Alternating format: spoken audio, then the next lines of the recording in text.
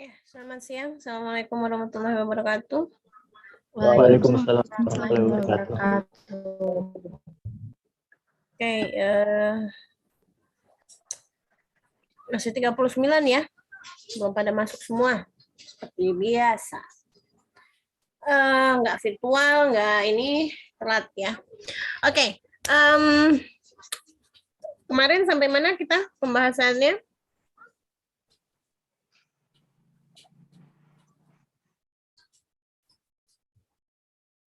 Ada yang ingat?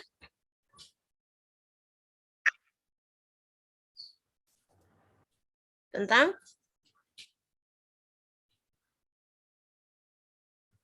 Oke. Ya. Jadi kemarin Ibu sudah minta beberapa teman yang menyampaikan, tapi ada beberapa yang nggak fokus ya. Jadi hanya 2 orang kalau nggak salah kemarin sempat kita bahas ya tentang wawasan Nusantara. Yang lainnya nggak fokus. Ibu juga nggak tahu kenapa. Hari ini juga banyak banget yang izin. Oke, Ibu juga kendalanya seperti itu ya. Kalau di olahraga tuh kalau kalian izin seperti ini nih memang balik lagi tuh kembali lagi ke mahasiswanya sendiri sih sebenarnya. Jadi kemarin Ibu sudah sempat bilang bahwa kayak di perkuliahan ini adalah mata kuliah wajib. Jadi ketika kalian memang hanya membutuhkan isi presensi kehadiran saja di e-learning, itu nggak masalah sih buat Ibu juga gitu. Tapi kan tetap penilaian itu akan diambil berdasarkan dengan hasil evaluasi yang kalian kerjakan. Jadi ya hasil evaluasi itu tergantung dengan pemahaman kalian terhadap materi-materi yang sudah Ibu berikan ataupun yang ada di e-learning. Nah, untuk menghemat waktu, Ibu akan menyampaikan pembahasan. Oke, bisa Ibu sharing, host? Bisa, Bu. Bentar. Oke. Ya, oke. Terima kasih. Ibu sharing dulu. Kita membahas tentang demokrasi.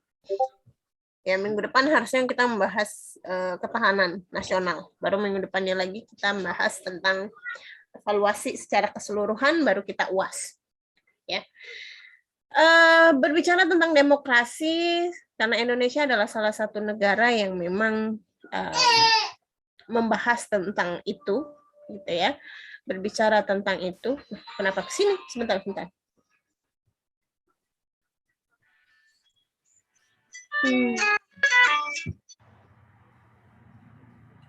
Apa yang kalian pikirkan ketika kita berbicara tentang demokrasi? Ada yang punya pendapat?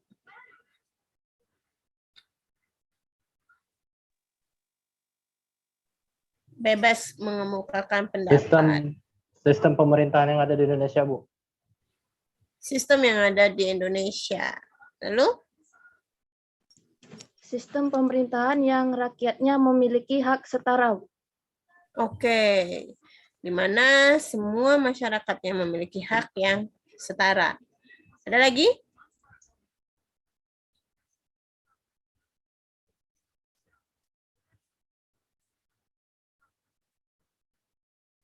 Ada lagi?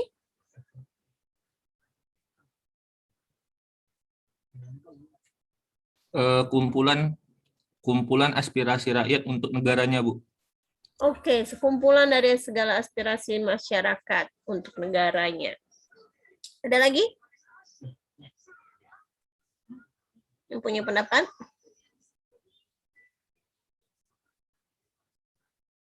Izin, Bu, merupakan sistem sosial politik pemerintahan yang dibatasi oleh hukum. Oke, sebuah bentuk sistem sosial yang dibatasi oleh hukum. Ya, semua just move this window away. Ay, kenapa lagi nih? Bentar.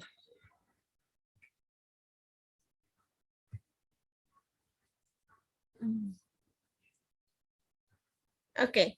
Jadi kita berbicara tentang demokrasi nih. Semua yang dikatakan oleh teman-teman benar. Tapi pada prinsipnya kan demokrasi itu merupakan sebuah sistem pemerintahan. Yang mana ini dianut oleh beberapa negara-negara, baik itu di Indonesia maupun di beberapa negara-negara yang lainnya.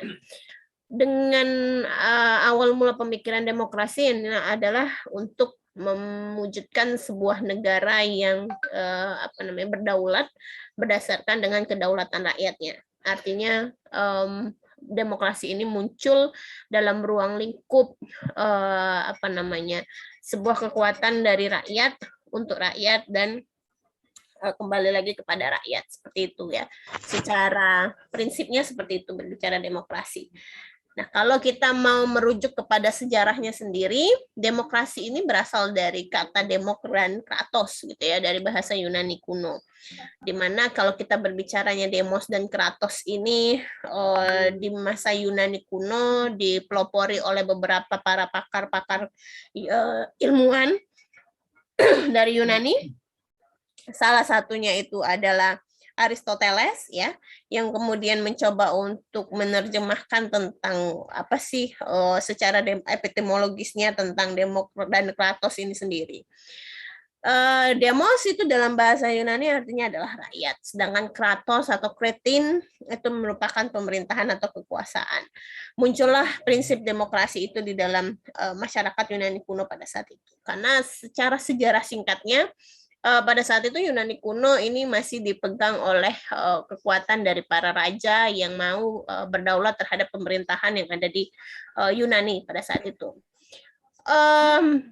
Bergejolaklah sebuah konflik yang ada di dalam masyarakat karena pada saat itu masyarakatnya merasa bahwa ada ketidakadilan yang terjadi bagi masyarakatnya, di mana masyarakat itu dituntut untuk memenuhi semua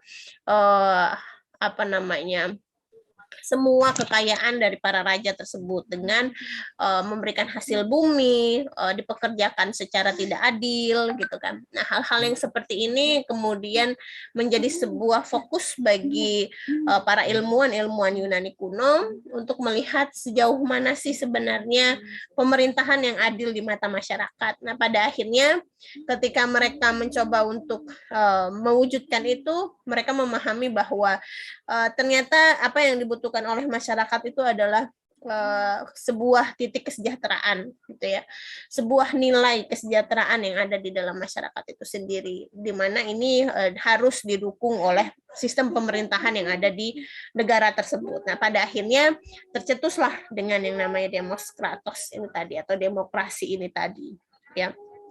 Itu sejarah singkatnya tentang demokrasi itu sendiri.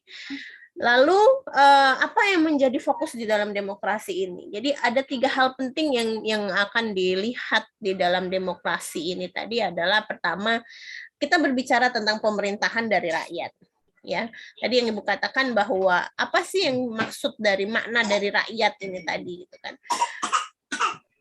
Artinya bahwa ketika kita melihat dari yang namanya pemerintahan dari rakyat, ini akan berhubungan dengan legitimasi di dalam pemerintahan, ya, legitimate government, di mana di sini ada sebuah nilai. Sebentar.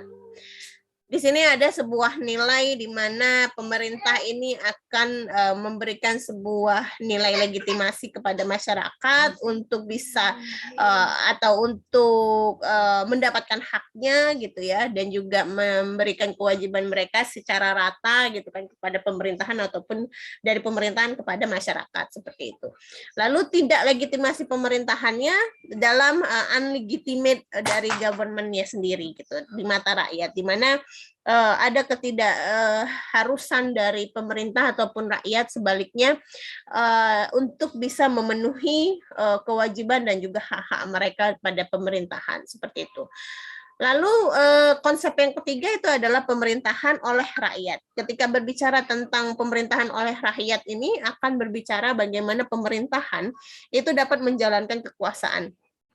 Ya, tetapi kekuasaan di sini bukan kekuasaan atas nama pribadi ataupun kekuasaan atas nama golongan, ya. Akan tetapi di sini kekuasaan yang dimaksudkan adalah kekuasaan atas rakyatnya. Gitu. Berbicara tentang kekuasaan atas rakyat, artinya pemerintahan harus lebih mendahulukan semua kepentingan-kepentingan masyarakatnya, gitu ya. Semua kebutuhan-kebutuhan dari masyarakatnya. Sebentar.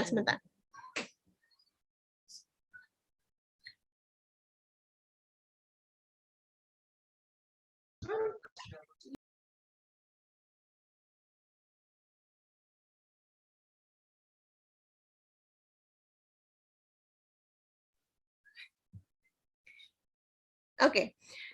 Ketika berbicara tentang pemerintahan oleh rakyat ini, karena kekuasaan ini atas nama rakyat, jadi setiap pemerintahan itu harus mewujudkan semua harapan-harapan dan keinginan dari masyarakat tadi, sehingga masyarakat ini memiliki hak untuk menjadi pengawas bagi pemerintahan itu sendiri.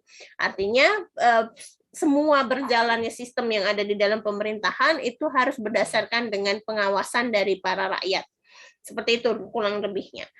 Lalu yang konsep ketiga itu adalah pemerintahan untuk rakyat. Jadi setelah berbicara tentang legitimasi, berbicara juga tentang kekuasaan dan pengawasan dari masyarakat, ini juga merujuk terhadap yang namanya pemerintahan untuk rakyat, di mana pemerintahan ini akan mendapatkan mandat dari kekuasaan rakyat tadi.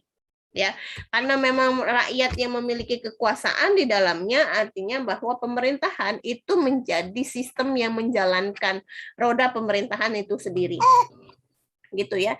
Tujuannya apa? Tujuannya untuk mewujudkan kesejahteraan bagi rakyatnya, gitu. Ya. Setiap negara yang memiliki konsep demokrasi ini memang diharapkan dapat atau mampu untuk bisa bertindak adil, mampu untuk mewujudkan semua kewajiban dan haknya bagi masyarakat sendiri, lalu juga mengikut sertakan dalam sistem pemerintahan itu sendiri. Jadi semua harapannya seperti itu. Nah, hakikat demokrasi. Hakikat dari demokrasi ini pertama adalah untuk kebebasan menyampaikan pendapat, berkumpul, ya, berorganisasi, kebebasan pers, dan mengakibatkan keterbatasan dalam individu mewujudkan rambu-rambu dalam etika dan kehidupan sosial bermasyarakat. Ya. Ini berbicara tentang hakikat demokrasi, dituangkan di dalam beberapa undang-undang dan konstitusi yang ada di Indonesia, bagaimana kebebasan masyarakat untuk berpendapat. Akan tetapi ada beberapa gejolak-gejolak yang muncul ketika hak demokrasi ini diberikan kepada masyarakat. Misalnya nih terjadi yang namanya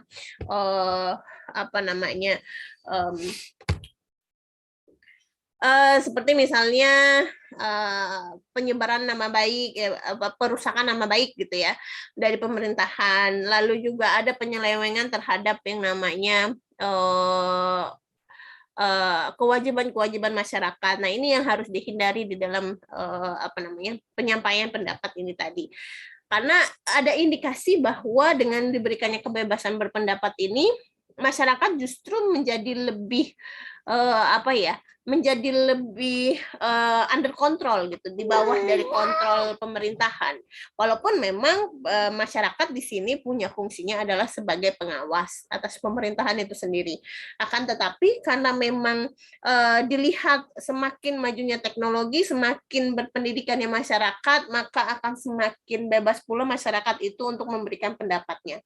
Pada akhirnya ada kontroversi pada tahun 2015, muncullah pendapat dari Dewan Perwakilan pada saat itu untuk membuat undang-undang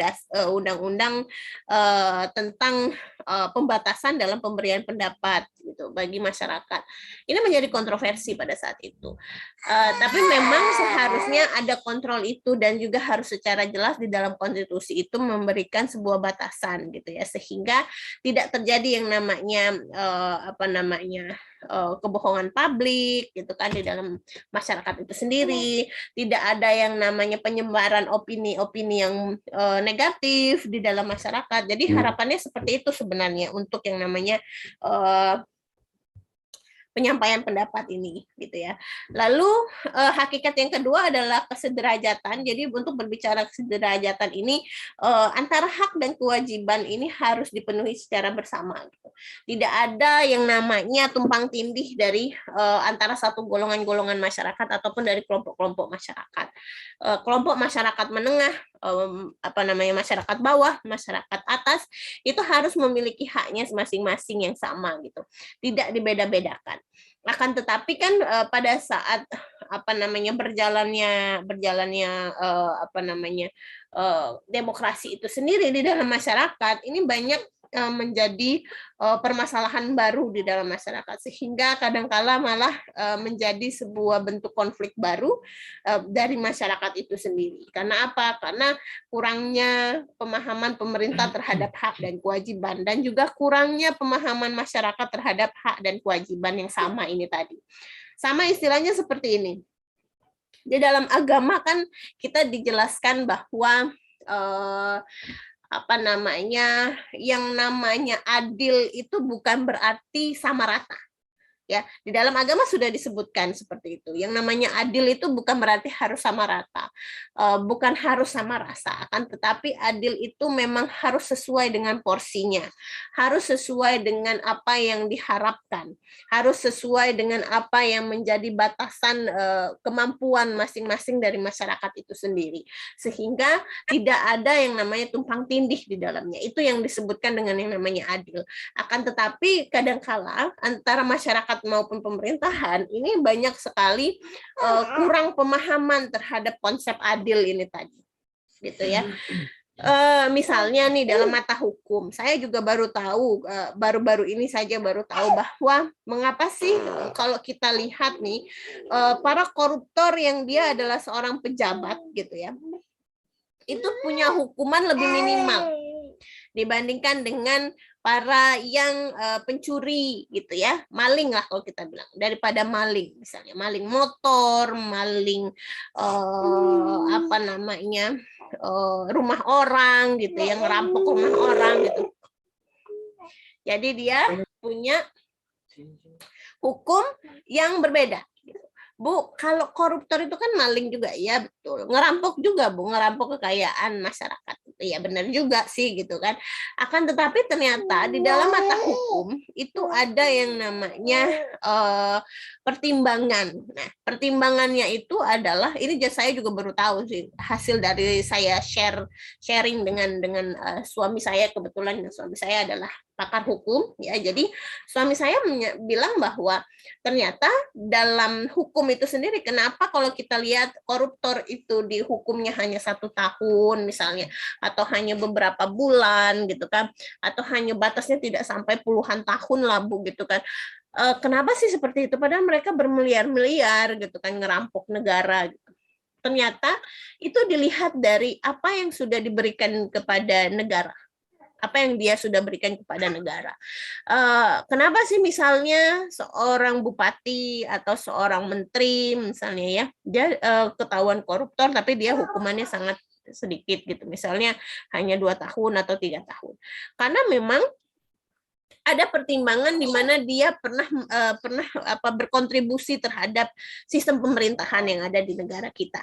Gitu. Memang sih secara, kalau mau kita lihat secara keadilannya, wah ini nggak adil Bu gitu kan. Jangan mentang-mentang mereka itu adalah pejabat negara terus karena mereka melakukan kesalahan terus mereka dikasihkan pertimbangan, tapi di mata hukum memang seperti itu. Jadi ada pertimbangan, dia memberikan kontribusi apa kepada negara, apa yang sudah dia berikan kepada negara, apa pengorbanan apa yang pernah dia berikan kepada negara. Nah itu menjadi sebuah pertimbangan dalam hukum. Kenapa kemudian para koruptor ataupun para pejabat-pejabat yang melakukan kejahatan itu mereka dihukumnya lebih minimal gitu kan, dibandingkan dengan mereka yang nyolong karet atau mereka nyolong rumah orang gitu. Itu kan karena apa? Karena mereka orang-orang yang seperti itu tidak pernah ada kontribusinya terhadap negara, malah mereka memberikan efek negatif terhadap negara. Jadi sudut pandangnya seperti itu. Memang kalau kita mau melihat secara sosial itu tidak adil gitu kan. Kenapa harus melihat dari sudut pandang seperti itu? Kita sebagai masyarakat juga punya peran sebenarnya. Akan tetapi memang di dalam mata hukum untuk berbicara tentang keadilan, kita harus berbicara tentang perannya sendiri seperti apa di dalam masyarakatnya, seperti apa dalam negaranya.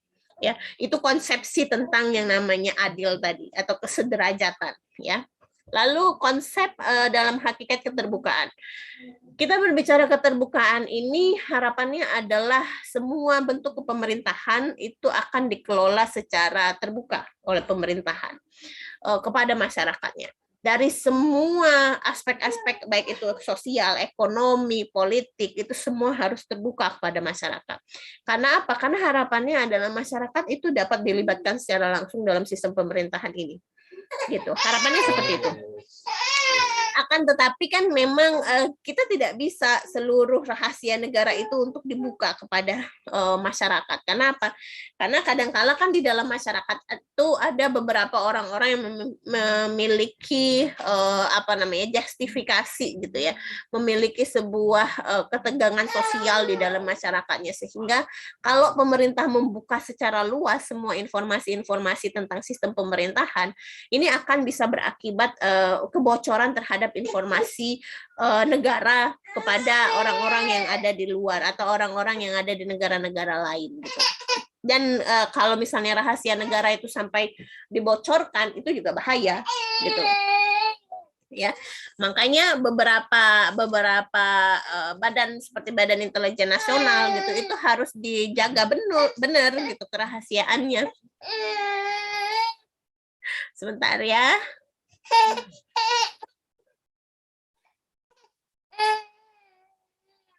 Kenapa? Adik mau ngajar? Sini.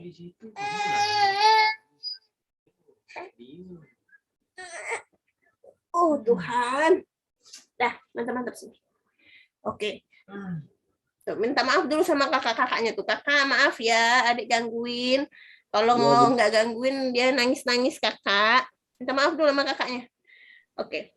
Jadi di dalam ruang lingkup keterbukaan ini memang harus ada batasannya. Tidak semua bisa dikeluarkan, diinformasikan kepada masyarakat. Contohnya nih keuangan negara. Bu, kenapa ya? Menteri Ekonomi itu ngasihnya pengumuman tentang utang, tapi tidak pernah memberikan informasi tentang pemasukan negara, gitu kan?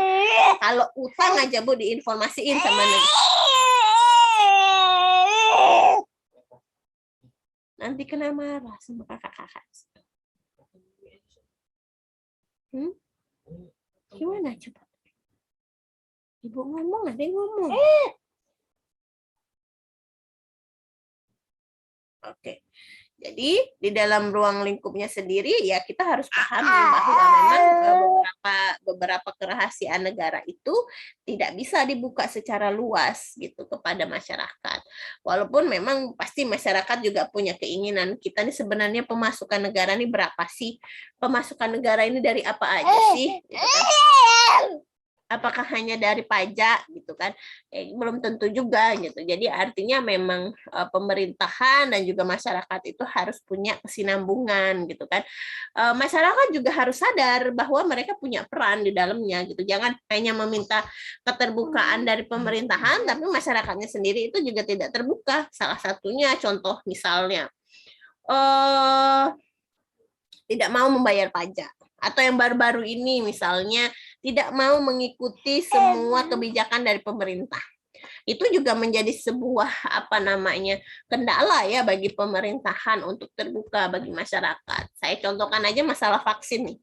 Masih banyak sekali masyarakat yang underestimate terhadap yang namanya vaksin.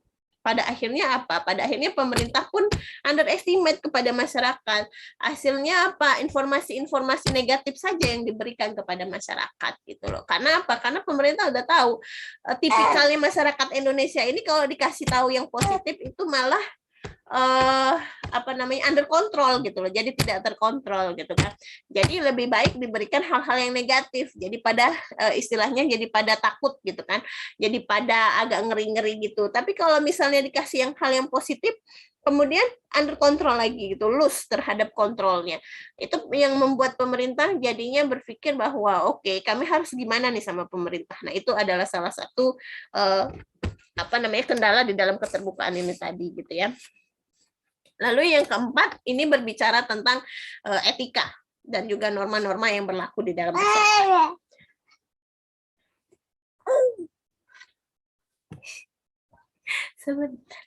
Sebentar. Ibu ini lagi kerja, sebentar ya. Jadi etika dan norma di dalam kehidupan ini juga harus dijunjung tinggi di dalam demokrasi itu sendiri, sesuai dengan apa yang tertuang di dalam ideologi negara, yaitu Pancasila gitu ya. Bagaimana nilai-nilai ketuhanan ini harus ada di dalam masyarakat, bagaimana kemudian nilai-nilai persatuan Indonesia ini sebagai sebuah perwujudan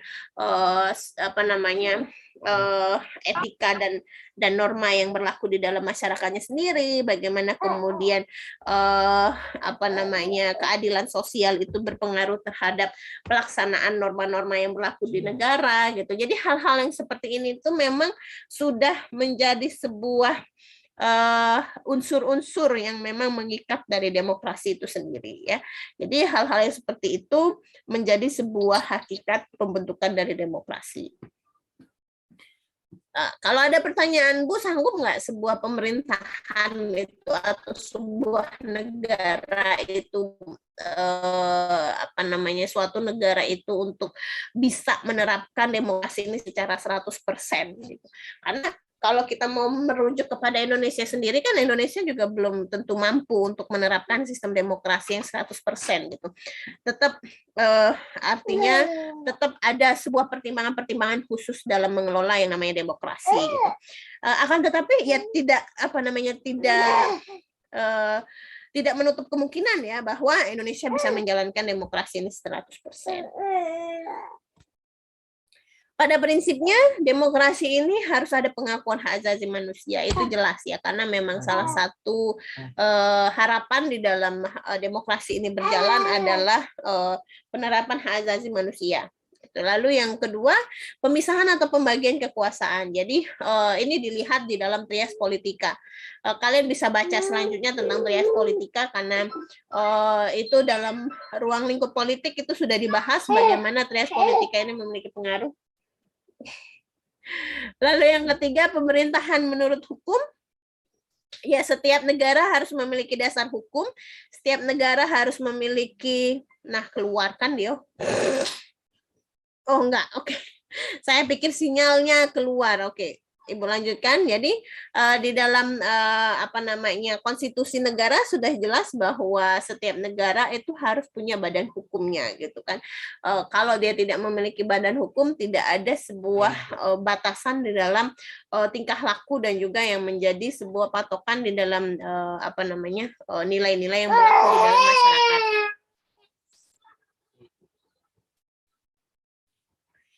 Jaminan hak individu secara konstitusional ini termasuk di dalam prosedurnya juga. Jadi ketika berbicara tentang jaminan hak individu, ini seiring sejalan dengan hak asasi manusia tadi. Lalu badan kehakiman yang bebas dan tidak memihak, ini jelas bahwa hukum itu tidak boleh memiliki keberpihakan kepada semua golongan ataupun masyarakat-masyarakat tertentu. Sebentar. Coy, 15 lagi coy. Jadi nggak dengerin kamu nangis dulu, Nak. Aduh, ya Allah.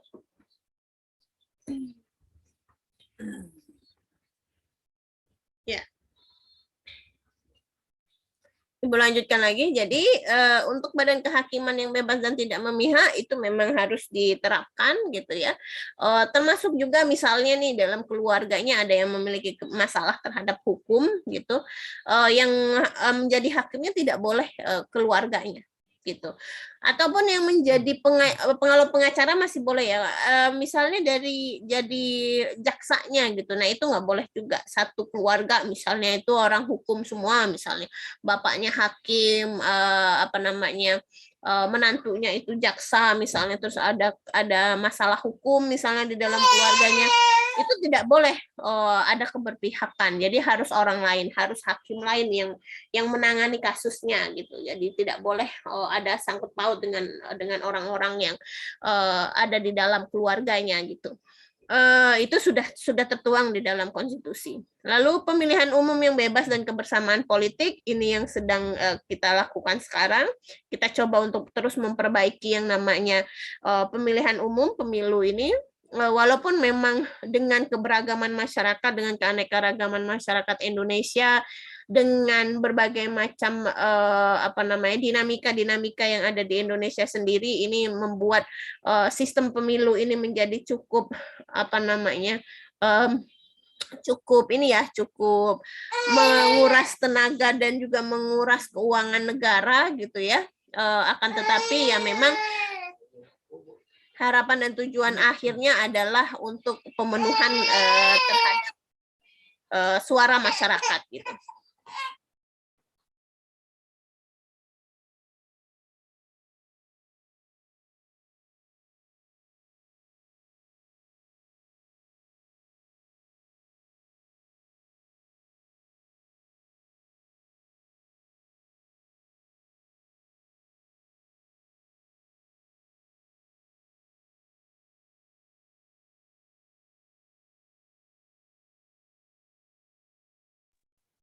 Oke, melanjutkan lagi. Jadi sistem pemilu yang ada di Indonesia itu berusaha untuk dijalankan sebaik mungkin gitu ya, walaupun memang kita perlu sebuah apa namanya sistem yang memang harus untuk bisa apa ya istilahnya menaungi semua keinginan masyarakat gitu kan, harapannya seperti itu memang, akan tetapi ya dengan sistem yang sudah berjalan seperti di Indonesia sekarang pun itu menjadi sebuah apa namanya sebuah nilai baru gitu ya, bahwa Indonesia juga mampu untuk melaksanakan pemilu walaupun dengan keberagaman masyarakatnya, dengan dinamika politik dan dinamika sosial yang berjalan di dalam masyarakat. Akan tetapi ya pemilu tetap berjalan secara baik gitu di Indonesia, walaupun memang suka selalu ada pelanggaran-pelanggaran di dalamnya. Tapi ya sedikit banyak itu memberikan sebuah proses apa namanya demokrasi yang baik bagi masyarakat gitu. Lalu kebebasan mengemukakan pendapat, tadi sudah sedikit banyak sudah Ibu katakan bahwa mengemukakan pendapat itu boleh, akan tetapi tetap harus dalam batasan yang baik gitu. Tidak boleh keluar kontrol, tidak boleh mengujarkan kebencian, hal-hal yang seperti itu harus dihindarkan dalam mengemukakan pendapat. Boleh kita berdialog gitu ya, tapi kita tidak boleh berdebat. Nah, itu yang harusnya kita pahami. Konsep debat itu harus konsep debat yang berdialog. Artinya apa? Harus ada pemecahan masalah di dalamnya. Tidak boleh debat kusir. Ya, debat marah, yang satu ngebrak meja, yang satu ngangkat kursi, yang satunya mukul meja misalnya. Itu tidak boleh, hal-hal yang seperti itu di dalam demokrasi itu dilanggar. Dilarang, maksudnya bukan dilanggar, harus menjalankan sebuah dialog, di mana dialog ini harus dilakukan secara apa namanya musyawarah ya, harus ada yang namanya mufakat di dalam musyawarah tersebut sehingga ada sebuah pencetusan nilai-nilai baru atau pencetusan sebuah ide-ide baru di dalam dialog tersebut gitu. Lalu kebebasan berserikat dan berposisi, ya ini semua masyarakat itu memiliki kebebasan sendiri dalam berserikat, jadi kita tidak dibatasi dalam berkumpul, kita tidak dibatasi dalam memihak kelompok golongan-golongan tertentu, akan tetapi kita tidak boleh apa namanya terlalu apa istilahnya tuh ya, kita tidak boleh terlalu mendukung apa namanya, tidak boleh mendukung secara brutal gitu ya, secara brutal terhadap satu kelompok atau golongan-golongan tertentu. Tetap mengikuti, tetap menjadi bagian dari keanggotaan dari organisasi masyarakat tersebut, akan tetapi tetap dengan tahapan yang baik gitu. Lalu pendidikan atau politik dalam kewarganegaraan, karena memang setiap masyarakat itu harus memiliki pendidikan terhadap kewarganegaraan, mereka juga memahami terhadap yang namanya politik, sehingga ini harus bisa mampu membentuk pola pikir masyarakat tentang bagaimana menjadi masyarakat yang baik dan dapat memenuhi apa namanya standarisasi terhadap demokrasi ini tadi.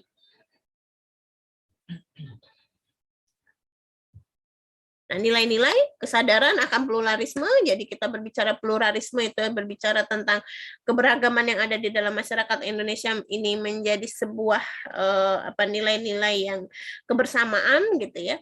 Lalu musyawarah itu adalah salah satu sistem di dalam pengambilan keputusan. Pertimbangan moral, harus ada nilai-nilai moral yang terkandung di dalam demokrasi itu sendiri. Pemufakatan untuk mendapatkan sebuah nilai atau hasil yang secara maksimal dan apa namanya mendapatkan nilai-nilai yang jujur dan sehat. Jadi mufakat itu menjadi sebuah nilai yang baik bagi orang lain ataupun bagi diri sendiri. Lalu pemenuhan terhadap segi-segi ekonomi ini jelas bahwa mengarahkan kepada bentuk kesejahteraan masyarakat, kerjasama antara warga masyarakat dan sikap mempercayai etikat baik masing-masing. Jadi kita tidak boleh pesimis, kita tidak boleh apa namanya underestimate terhadap masyarakat lain, kelompok-kelompok, golongan-golongan tertentu di dalam masyarakat kita. Kita tetap harus menjunjung tinggi nilai-nilai yang ada di dalam masyarakat. Lalu pandangan hidup demokratis harus dijadikan unsur untuk menyatu dengan sistem pendidikan, artinya bahwa prinsip kita di dalam apa namanya berideologi di dalam suatu masyarakat itu harus tetap berdasarkan dengan cara pandang kita terhadap orang lain. Sehingga ini berpengaruh terhadap sistem pendidikan. Artinya bahwa nilai etika, nilai attitude yang akan diberikan kepada masyarakat atau kepada para pendidik itu harus juga memberikan sebuah influence atau sebuah rangsangan bagi si siswanya sendiri atau bagi mahasiswanya sendiri yang menerima pendidikan itu sendiri. Ini kultur ini berbicara tentang kebiasaan ya, berbicara tentang kebiasaan di dalam demokrasi. Nanti bisa dibaca, salah satunya adalah memajukan iptek, jadi ilmu pengetahuan dan teknologi ini juga berpengaruh terhadap demokrasi. Macam-macam dari demokrasi, ada demokrasi langsung, ada demokrasi yang tidak langsung. Kalau demokrasi langsung ini pemahaman demokrasinya lebih kepada sistem permusyawaratan yang dilakukan di dalam masyarakat. Lalu demokrasi tidak langsung ini adalah demokrasi yang kita jalankan di dalam sebuah sistem perwakilan, misalnya dengan adanya DPR, dengan adanya MPR, itu adalah salah satu demokrasi secara tidak langsung. Terus prinsip dasar ideologinya berdasarkan dengan demokrasi konstitusional, dan ada juga yang namanya demokrasi rakyat. Demokrasi konstitusional ini berbicara tentang kebebasan dari masyarakat atau individualisme dalam menjalankan konstitusi dan kekuasaan. Lalu demokrasi rakyat ini kita berbicara tentang prinsip haluan dari Marxisme komunisme, gitu ya, bagaimana kemudian demokrasi rakyat ini mencita-citakan terhadap kehidupan yang tidak mengenal kelas sosial tadi, tidak ada lapisan-lapisan kelas sosial di dalamnya. Atas dasar yang menjadi titik perhatiannya, ada yang namanya demokrasi formal, material, dan gabungan. Untuk yang formal ini berbicara demokrasi menjunjung tinggi persamaan dalam bidang politik. Kalau material ini lebih menitik beratkan pada upaya penghilangan perbedaan, dan juga demokrasi gabungan ini mengambil dari kebaikan beberapa dan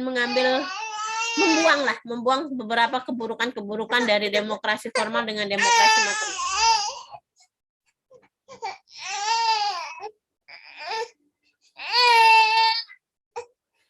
Oke, ini sistem demokrasi yang ada di Indonesia.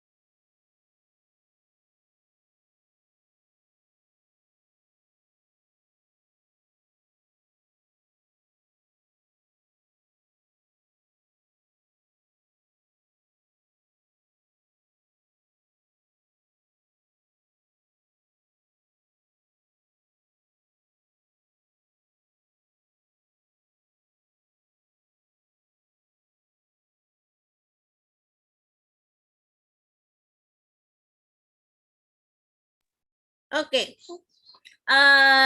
jadi sebelum kita sampai jam berapa tadi?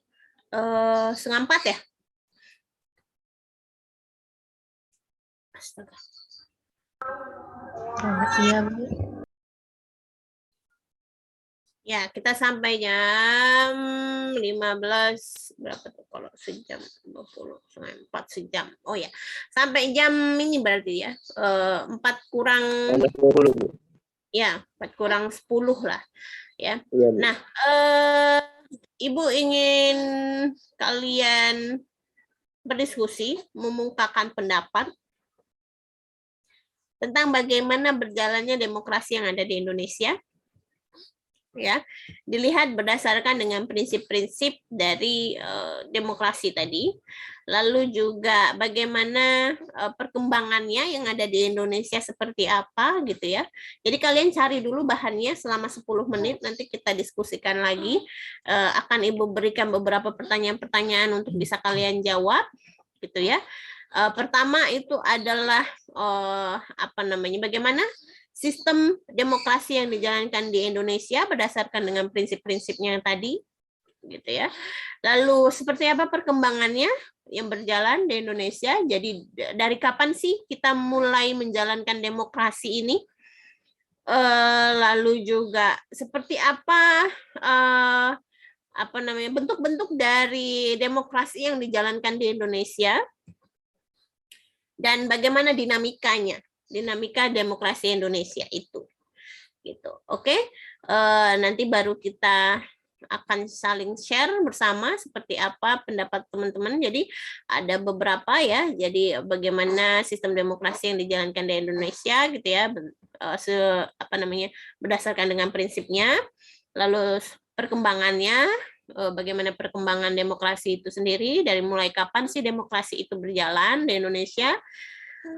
Lalu yang ketiga itu berbicara tentang pokok-pokok di dalam demokrasi Indonesia itu sendiri, hal-hal apa saja yang kemudian menerapkan sistem demokrasi di dalamnya.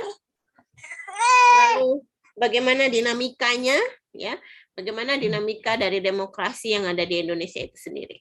Silakan teman-teman bisa cari ya di internet selama 10 menit, jadi jam 3:30 nanti akan Ibu mulai lagi. Cari.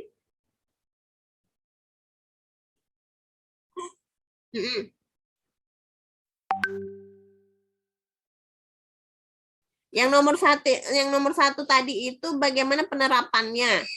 Demokrasi itu berdasarkan dengan prinsip-prinsip demokrasi tadi di Indonesia.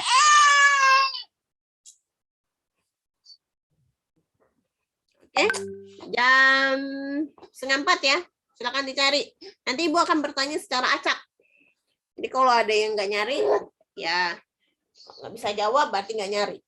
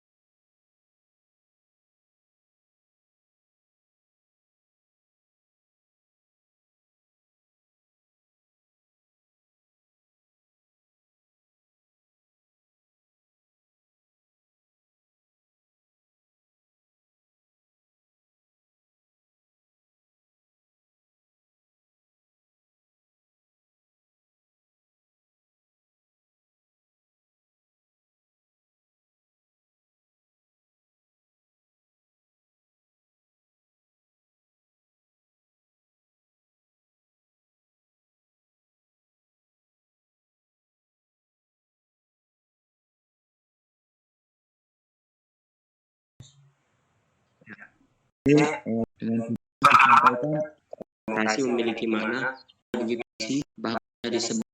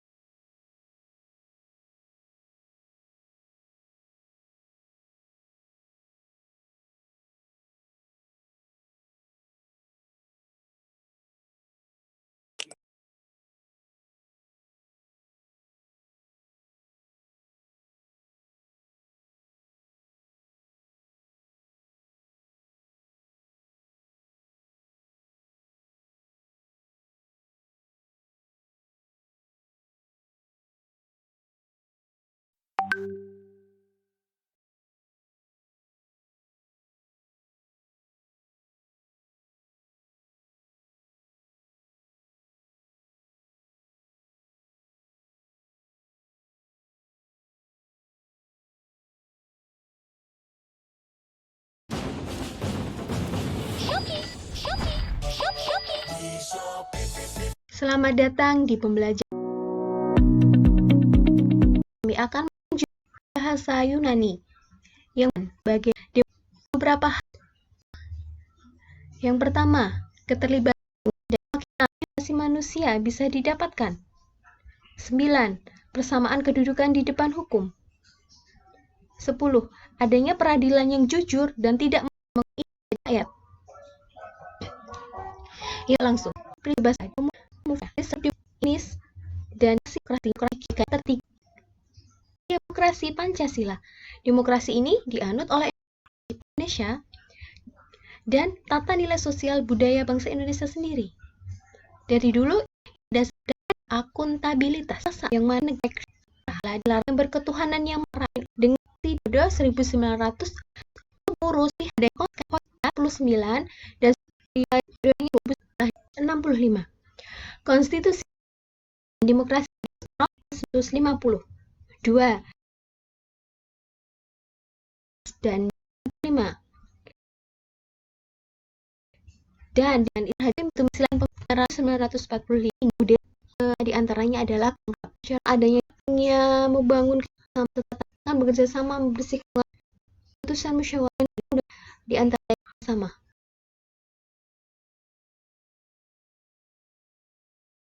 Assalamualaikum. Lanjutkan materi untuk demokrasi dalam perspektif Pancasila.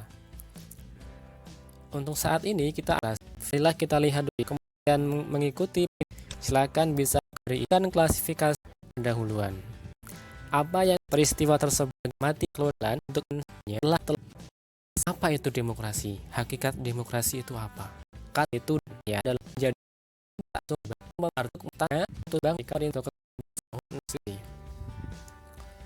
demokrasi telah dijadikan sebagai sistem politik yang dianut oleh sebagian besar negara di berbagai. Kalau kita lihat demokrasi anal, yaitu jangan dalam bidang ekonomi liberal. Jadi negara-negara liberal itu ini kan berdasarkan titik partai negara mandat sebagian kursi dan yang konstitusional kebebasan atas dan menunjukkan kehendak rakyat yang mengikut sertakan setiap warga negaranya dalam permusyawaratan untuk menentukan kebijaksanaan umum negara atau undang-undang secara langsung.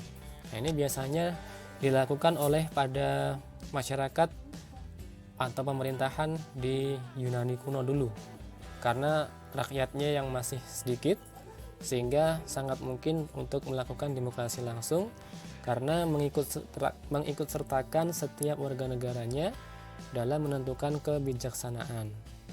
Dan yang kedua adalah demokrasi tidak langsung, yaitu paham demokrasi yang dilaksanakan melalui sistem perwakilan. Penerapan demokrasi seperti ini berkaitan dengan kenyataan suatu negara yang jumlah penduduknya semakin banyak, wilayahnya semakin luas, dan permasalahan yang dihadapinya semakin rumit dan kompleks. Demokrasi tidak langsung atau demokrasi perwakilan biasanya dilaksanakan melalui pemilihan umum. Nah, pada intinya, demokrasi tidak langsung ini merupakan demokrasi yang biasanya dilakukan oleh negara-negara saat ini karena penduduknya yang sudah sangat banyak, yang tidak memungkinkan untuk mengikut sertakan setiap warga negaranya untuk menentukan kebijaksanaan umum negara. Itulah tadi demokrasi dilihat dari klasifikasinya. Oke, Yang sudah? ketiga, prinsip-prinsip demokrasi. Demokrasi merupakan pemerintahan dari rakyat, oleh rakyat, dan Ini untuk rakyat. ini apa ini? Ini apa ini? Nih.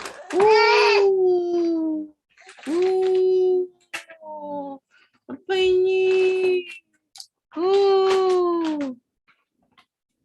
Oke. Sudah dapat? Sudah ya? Ya. Kalau baca bahan Ibu sih sudah ada jawabannya di situ sebenarnya. Gitu. Ibu mau dengar pendapat dari Georgiansa? Menjadi tolak ukur dalam Ada Georgiansa? demokrasi.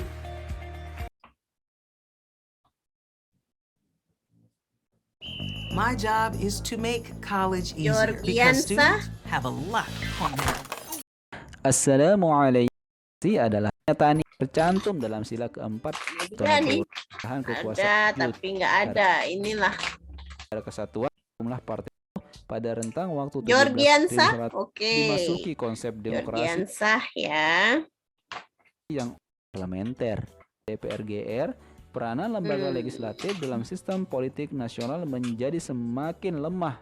DPR GR tidak lebih hanya merupakan Irfan Rashad. membuat kebebasan pers. Penyimpangan Orde Baru ini adalah Irfan untuk Rashad. melaksanakan Pancasila dan Undang-Undang Dasar Ya Bu, gimana Bu? ketika Ya, tidak kurang Irfan dari Rashad. 15.000 mahasiswa Eh, berhenti sebagai bagaimana demokrasi di Irfan menurut Indonesia. Irfan Indonesia dari secara terbuka. penerapan Setiap demokrasi pertemuan yang kali ada di ini, Indonesia? semua sekarang apa gimana, Bu? Itu demokrasi di Ya, Indonesia. serah mau Maka ngelihatnya dalam video ini sekarang, dibagi menjadi sampai dahulu, tahun tahun depan kan nggak mungkin ya kalau 1998. tahun Boleh. depan atau masa Demokrasi depan era ya. reformasi. Yang Iya, pastinya iya. yang masa lalu dengan masa sekarang kan. Untuk Ya, dari- Oh ya mungkin pengharapannya untuk masa depan 1945, seperti apa? tanggal Silakan. 9 Oke, saya mulai dari Mestinya sejarahnya tiap dulu ya, Bu. perwakilan rakyat kekuasaan Oke. Insinyur Juanda dengan program Tahun Pancakarya 1945 yang sampai berdasarkan 59, pada parlementer Pancasila pada tanggal yang menonjolkan 21 demokrasi Juli parlementer serta partai-partai. Apa namanya? Intinya pada masa 1945 sampai 1959, pelemahan demokrasi parlementer memberi peluang untuk dominasi partai-partai politik dan DPR akibat persatuan yang digalang selama perjuangan dapat dibina menjadi kekuatan konstruktif sesudah kemerdekaan. Kemudian tahun 1966 sampai 1965, demokrasi terpimpin yang dalam banyak aspek telah menyimpang dari demokrasi konstitusional dan lebih menampilkan beberapa aspek dari demokrasi rakyat. Masa ini ditandai dengan dominasi presiden, terbatasnya peran partai politik, perkembangan pengaruh komunis, dan peran ABRI sebagai unsur sosial politik semakin meluas. Pada masa ini ada kan gerakan 30 SPKI kayak gitu, Bu. Nah, tahun 1966 sampai 1998, demokrasi Pancasila yaitu Orde Baru yang merupakan demokrasi konstitusional yang menonjolkan sistem presidensial. Landasan formal periode ini adalah Pancasila, UUD 1945, dan ketetapan MPRS atau MPR dalam rangka meluruskan kembali penyelewengan terhadap UUD 1945, yaitu terjadi di masa demokrasi terpimpin. Dalam perkembangannya, peran presiden semakin dominan terhadap lembaga-lembaga negara yang lain. Melihat praktek demokrasi pada masa ini, nama Pancasila hanya digunakan sebagai legitimasi politis penguasaan saat itu. Itu sebabnya kenyataan yang dilaksanakan tidak sesuai dengan nilai-nilai Pancasila. Tahun 1999 sampai sekarang, yaitu tahun Pancasila era reformasi, dengan berakar pada kekuatan multipartai yang berusaha mengembalikan keseimbangan kekuatan multipartai yang berusaha mengembalikan antara lembaga negara, eksekutif, legislatif, dan yudikatif. Pada masa ini intinya peran partai politik kembali menonjol sehingga iklim demokrasi memperoleh nafas baru. Jikalau esensi demokrasi adalah kekuasaan di tangan rakyat, maka praktek demokrasi tatkala pemilu memang demikian. Namun dalam pelaksanaan setelah pemilu banyak kebijakan tidak mendasarkan pada kepentingan rakyat, melainkan lebih ke arah pembagian kekuasaan antara presiden dan partai politik dalam DPR. Dengan lain, perkataan model demokrasi era reformasi ini kurang mendasarkan pada keadilan sosial bagi seluruh rakyat Indonesia. Menurut saya, nanti pada masa ini ya, karena tadi reformasi ini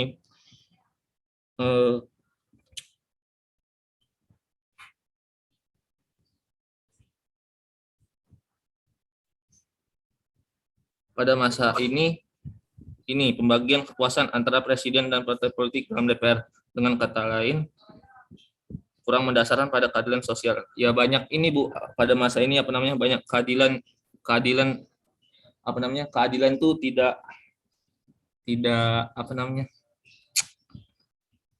nggak ada keadilan, Bu, pada masa ini. Kurang aspirasi rakyat tuh kurang didengar kayak gitu, Bu, kalau masa ini tuh. Oke.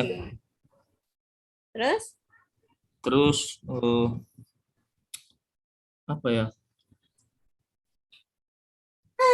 hukum tuh tumpul lancip ke bawah. Hukum tuh lancip ke bawah, tumpul ke atas kayak gitu, Bu, kalau masa sini. Iya. Habis itu apa lagi ya? Ya Apalagi? pokoknya banyak, Bu, keadilan tuh yang nggak diiniin, Bu. Makanya banyak perang-perang kayak gitu kan, gerakan Papua Merdeka kayak gitu. Itu termasuk dari ketidakadanya keadilan, Bu. Lagi ya. Ya pokoknya banyak konflik lah, Bu, antar ras kayak gitu kan, sarah kayak gitu banyak juga. Pas lagi di mana kemarin tuh? Ada pemboman gereja kan, nggak tahu dari mana itu. Habis itu di Makassar waktu itu pemboman gereja.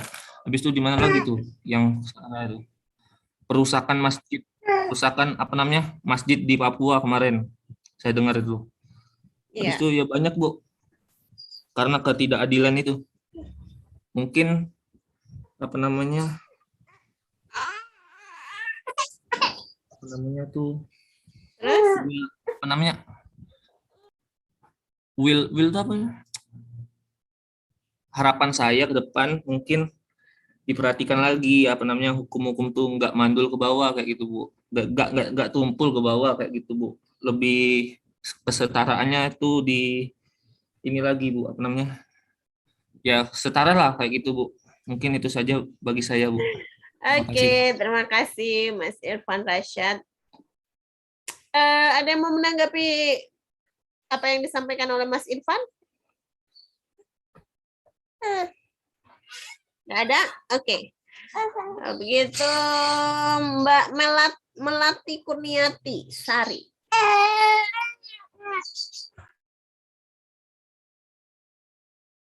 Mbak Melati Kurniati Sari ada?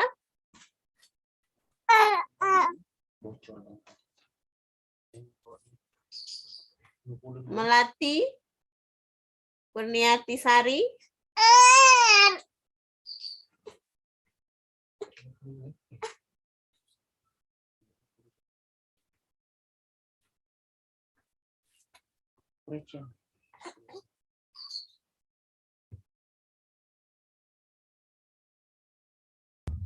Izin Bu, Melati lagi TC Bu katanya.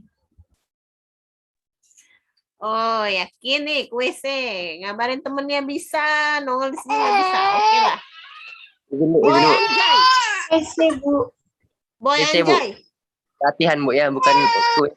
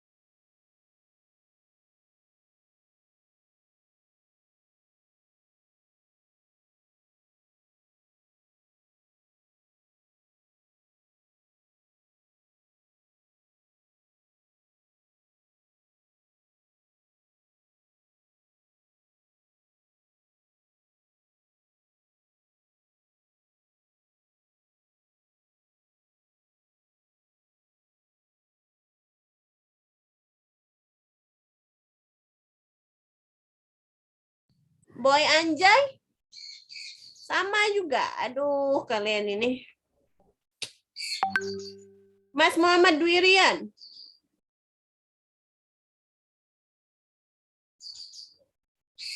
Iya, ada Bu. Iya, Dwirian. Kira-kira Mas Dwirian sudah menjalankan demokrasi enggak dalam kehidupannya sehari-hari? Demokrasi seperti apa Bu? Ya, Rian dalam kehidupannya sehari-hari kira-kira sudah menerapkan demokrasi belum?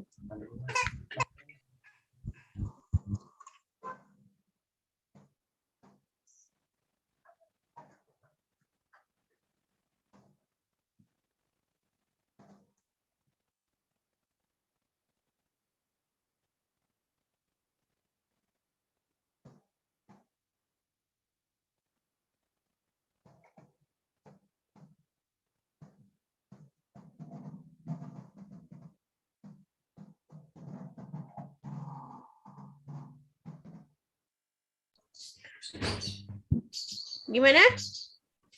Mas Rian? Ya Bu. Ya, sudah menerapkan belum dalam kehidupan sehari-hari? Kalau sudah, apa yang sudah diterapkan sistem demokrasi?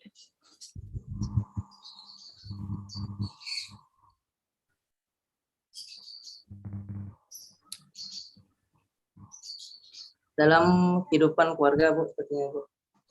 Menghargai pendapat semua. Gimana Mas Rian? Seperti dalam kehidupan berkeluarga, Bu. Mm-mm. Menghargai pendapat semua anggota keluarga, saling menyayangi sesama anggota keluarga, Bu. Oke. Jadi secara prinsip-prinsipnya diterapkan di dalam lingkungan keluarga gitu ya.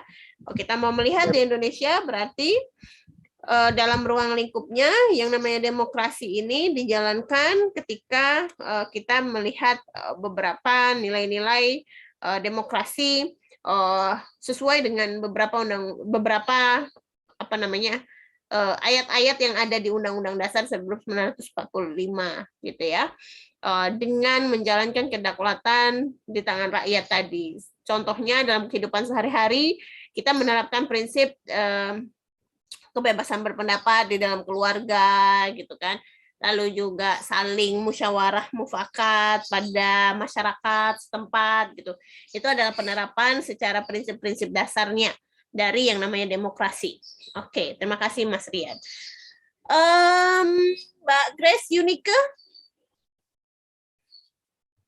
Ya, Bu. Iya, Mbak Grace, dinamikanya seperti apa Mbak Grace, demokrasi yang ada di Indonesia?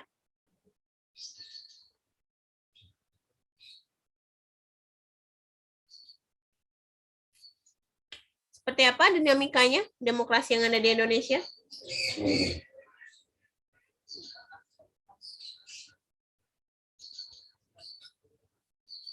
Sebentar, Bu.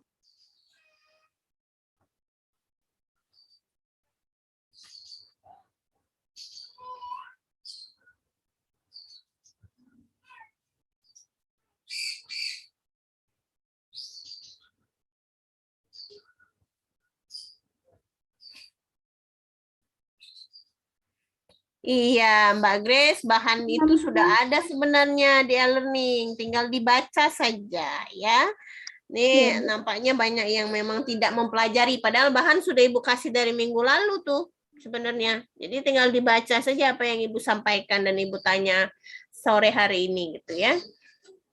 Oke lah, kalau begitu mungkin Ibu cukupkan dulu untuk perkuliahannya. Terima kasih untuk tanggapannya. Buat yang teman-teman masih pada sibuk sendiri, padahal minggu lalu sudah Ibu ingatkan, kalau misalnya memang ada latihan, tolong disertakan dengan suratnya, lampirkan gitu kan.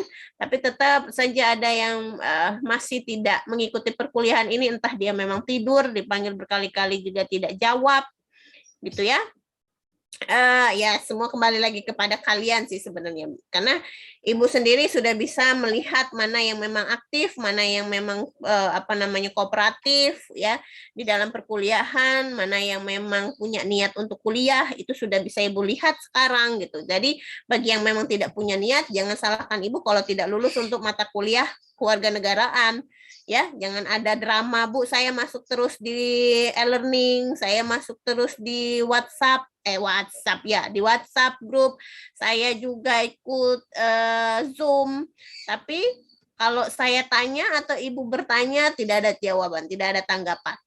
Ya, jadi ini juga harus kalian terapkan karena Ibu juga harus adil, Ibu harus demokratis gitu kan kepada teman-teman yang sudah niat untuk belajar, pada teman-teman yang memang rajin gitu memantau perkuliahan kita dengan teman-teman yang masa bodoh gitu dengan perkuliahan ini.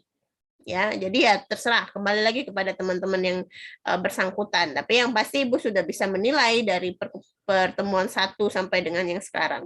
Ya, itu saja perkuliahannya untuk hari ini.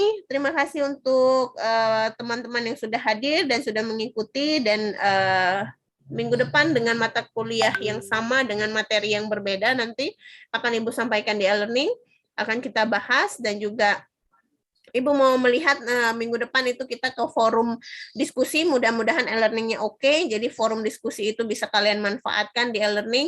Ibu mau melihat mana yang aktif, mana yang memang masih seperti itu, jadi untuk pemberian nilai juga, jadi jangan sampai ada kalian merasa bahwa saya mendiskriminasi teman-teman gitu ya.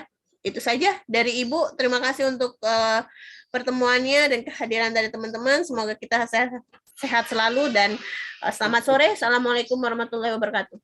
Waalaikumsalam warahmatullahi wabarakatuh. Izin untuk dokumentasinya dulu. Terima kasih banyak, Bu.